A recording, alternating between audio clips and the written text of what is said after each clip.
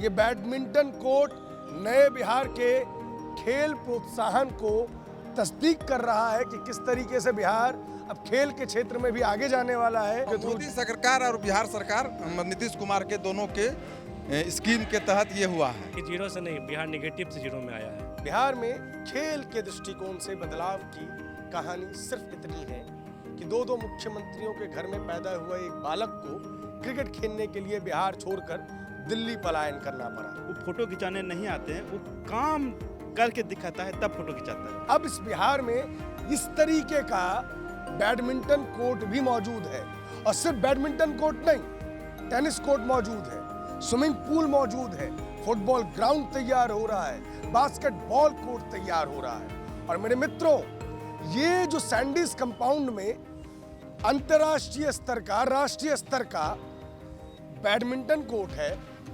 Swimming pool है, वो ना किसी डीएम के बच्चे के लिए है, किसी स्पेशल डीएम के बच्चे के लिए है, न सीएम के बच्चे के लिए है, न एमएलए के बच्चे के लिए है, न एमपी के बच्चे के लिए है। ये 14 करोड़ बिहार के आम नागरिकों के लिए है। नमस्कार, मैं प्रभात रंजन मिश्रा, आप देख रहे हैं द पैम्पलेट।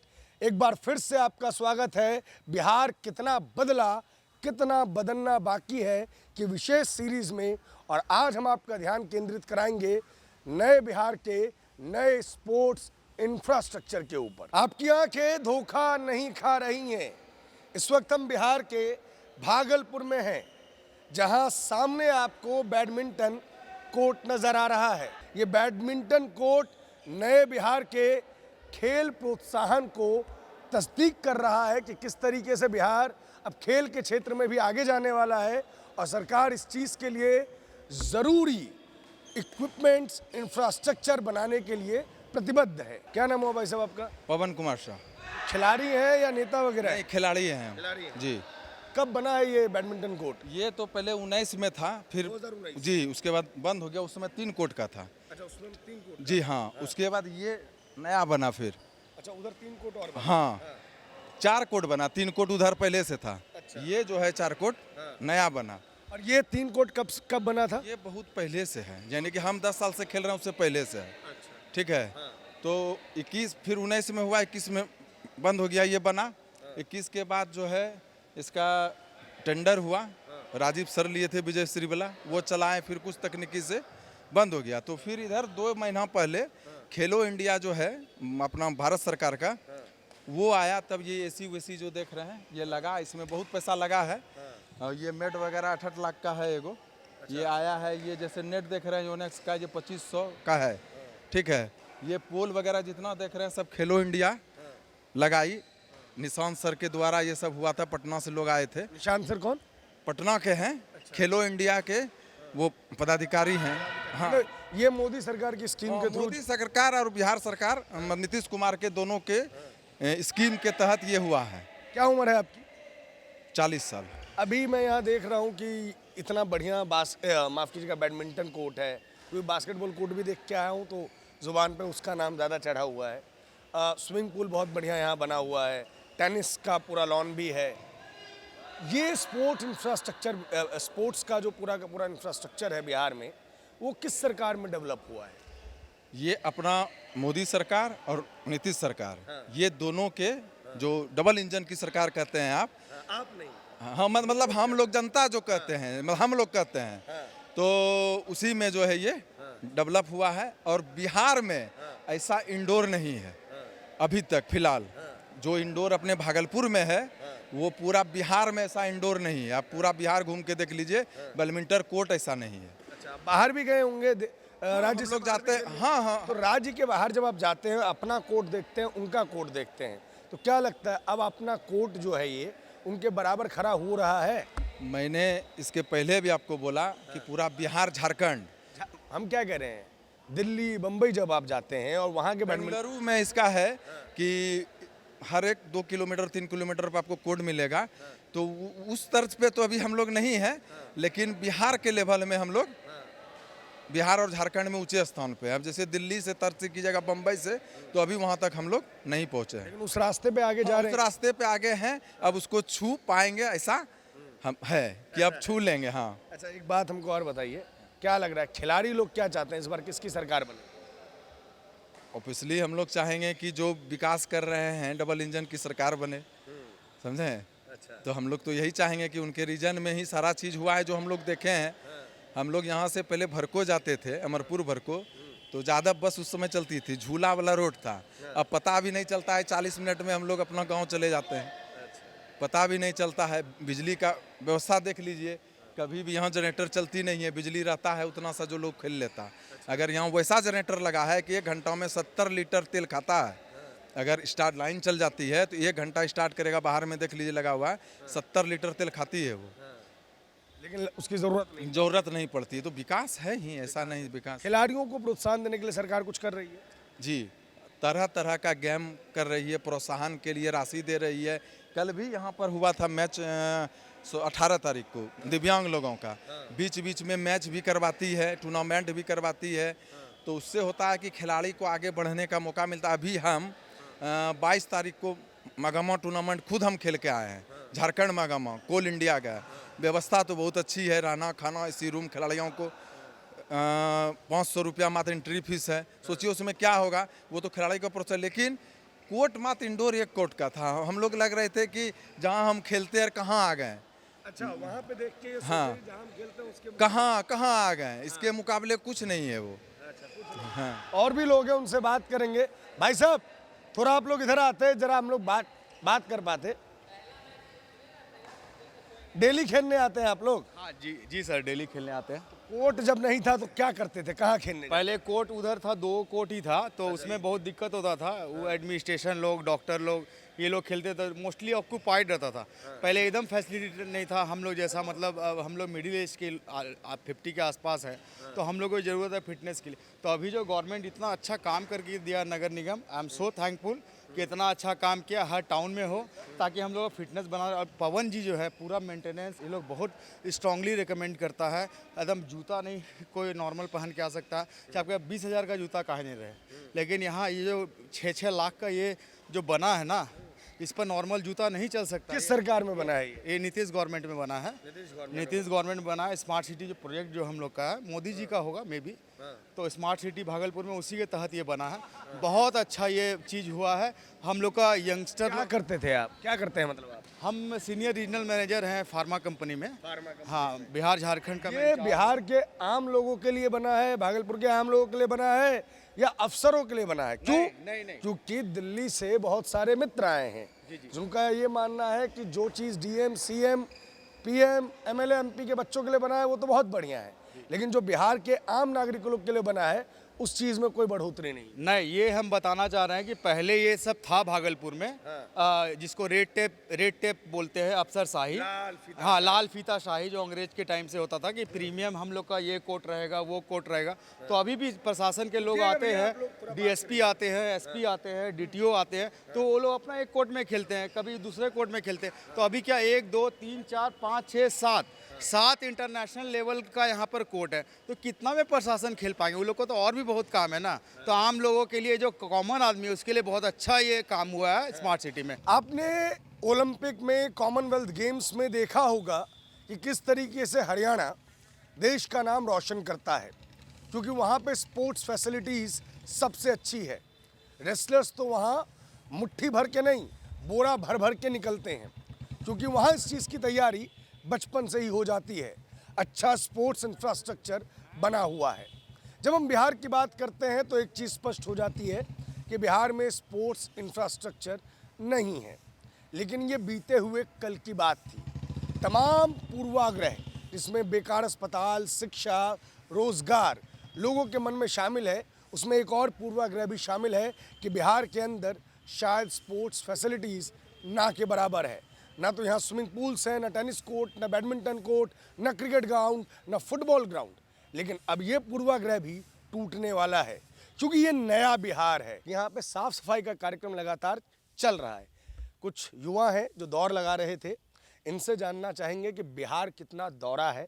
क्या नाम हुआ भैया आपका? मेरा नाम सुमित हुआ। सुमित जी भागलपुर के ही हैं? जी हाँ। यहाँ पे तो कई चीज़ें हमको नज़र आ रही हैं, इन चीज़ों के बारे में हमें बताइए कि ये नई बनी है, नई तरीके से रीडेवलप हुई है, या बहुत पहले से है, सरकार पैकेजिंग कर रही है अपनी?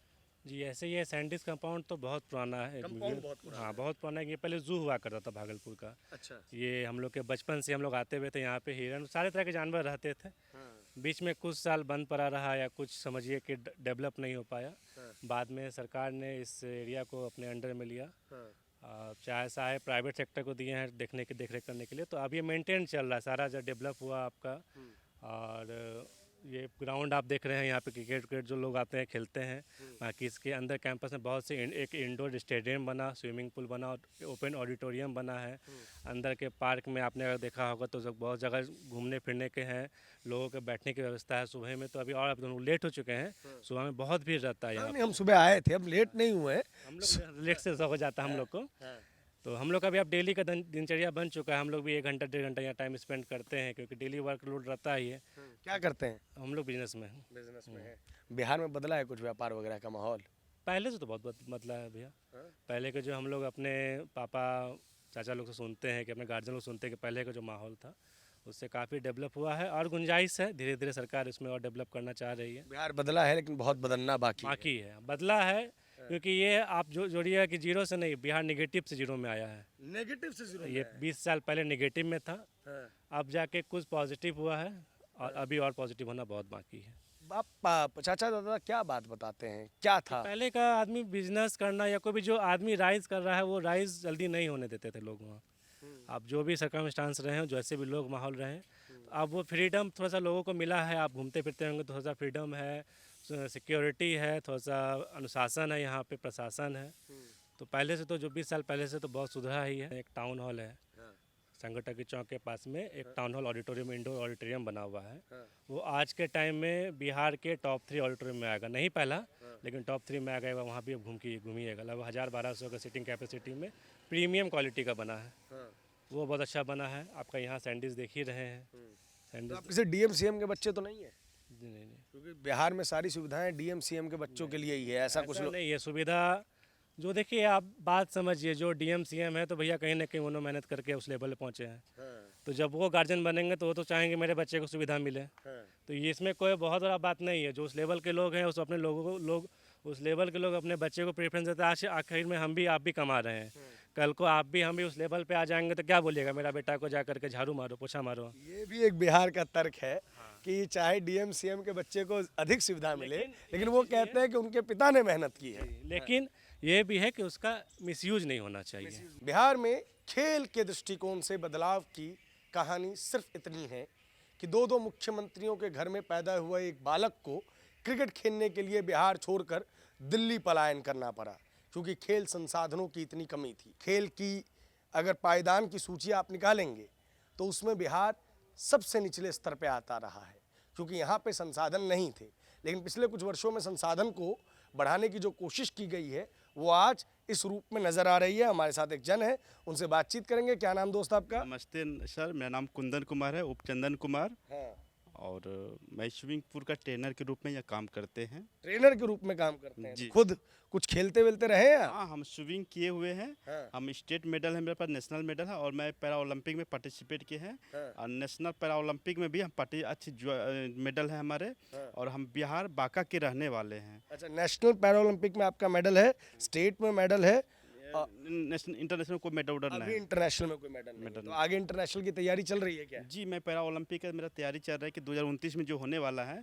अभी कहाँ होगा मुझे पता नहीं है। तो उसमें लगता है कि मैं पार्टिसिपेट फिर कर सकते हैं। पैरा क्षेत्र में काफी खिलाड़ी बिहार से पैरा क्षेत्र में हमारे स्टेट और नेशनल बहुत मुश्किल से पहुंच पाते हैं। हम ही लोग 5-6 साल से तैयारी कर रहे हैं, तब हम लोग स्टेट में मेडल ला पाए थे। उस समय में अगर उतना सा हम पढ़ाई मेहनत करते हम बीपीएससी भी निकाल लेते। उतना पढ़ाई में मेहनत करते तो बीपीएससी। हाँ, लेकिन पढ़ाई छोड़ के हम इसलिए कि पापा का भी नाम रोशन करें और हम भी अपना नाम थोड़ा सब जाने। और मैं समाज के लिए और देश के लिए भी चाहते कोई मेडल आवे और राज्य के लिए भी मेडल आवे, हमारे बिहार और बांका जिला के लिए मेडल आवे, भागलपुर के लिए भी। मेडल आएगा कैसे जब स्पोर्ट्स का इंफ्रास्ट्रक्चर ही नहीं होगा? पहले तो बिहार में कोई स्पोर्ट्स इंफ्रास्ट्रक्चर था ही नहीं, एक क्रिकेट स्टेडियम भी नहीं था।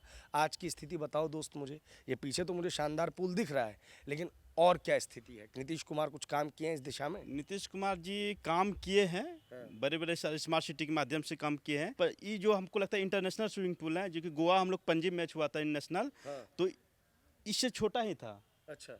25 बाय 25 का था, ये 25x50 का है। जो इंटरनेशनल जो पैरा ओलंपिक पेरिस में जो होता है, सेम यही होता है स्विमिंग पूल, उस लेवल पे यहाँ बनाया गया वो है। तो लगता है विकास के माध्यम से बहुत बड़ा काम किए हैं। और आने वाले समय में यही निवेदन करूँगा कि दिव्यांग खिलाड़ी के लिए और स्पोर्ट कोटा में विशेष रूप से हमारे बिहार सरकार को ध्यान देना चाहिए। बिहार सरकार को ध्यान देना चाहिए। मोदी जी सभी खिलाड़ियों से मिलते हैं, दिव्यांग खिलाड़ियों से भी मिलते हैं, हमने देखा है जो मेडल वगैरह लेके आते हैं, जो टीम वगैरह जाती है। क्या लगता है इन सबसे कुछ होता भी है? क्योंकि विपक्ष तो आरोप लगाता है कि सिर्फ बस फोटो खिंचवाने के लिए जाते रहते हैं। हमारे आदरणीय मोदी जी जो है दिव्यांग को, एक तो पहले विकलांग कहता था, उसको नाम बदल के क्या किया, दिव्यांग किया।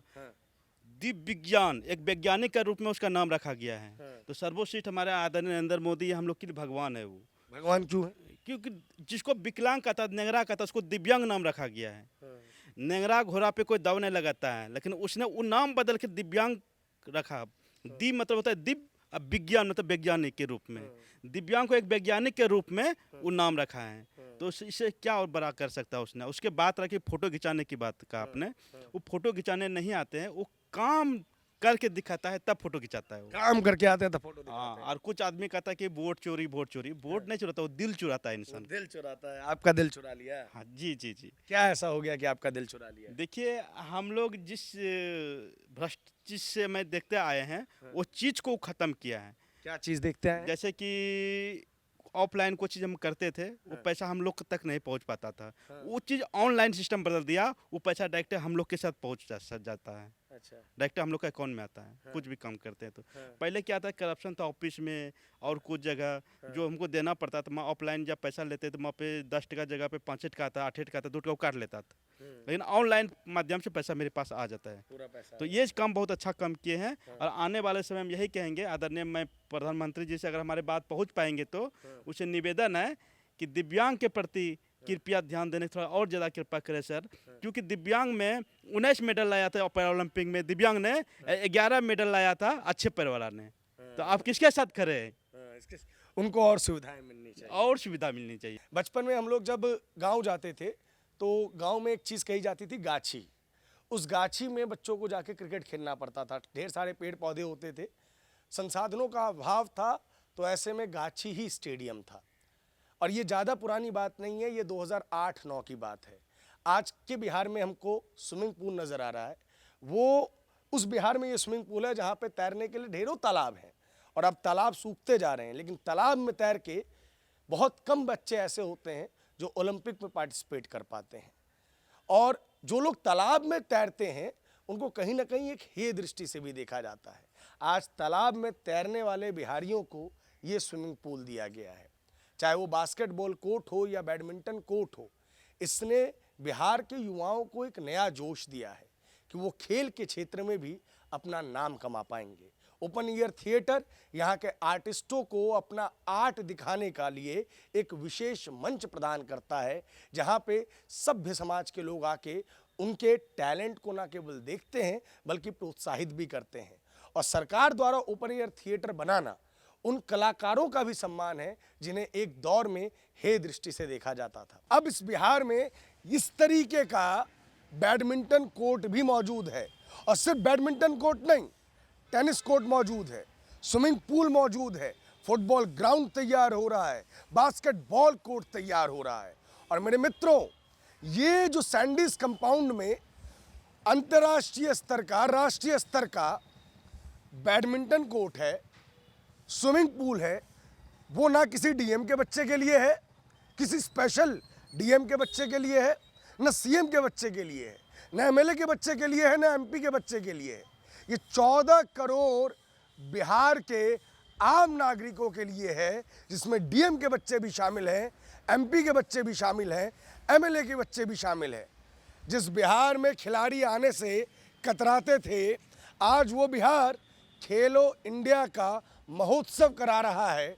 और ये बैडमिंटन कोर्ट इस बात की गवाही है कि जो भागलपुर को वादा था स्मार्ट सिटी बनाने का, वो पूरा हो रहा है।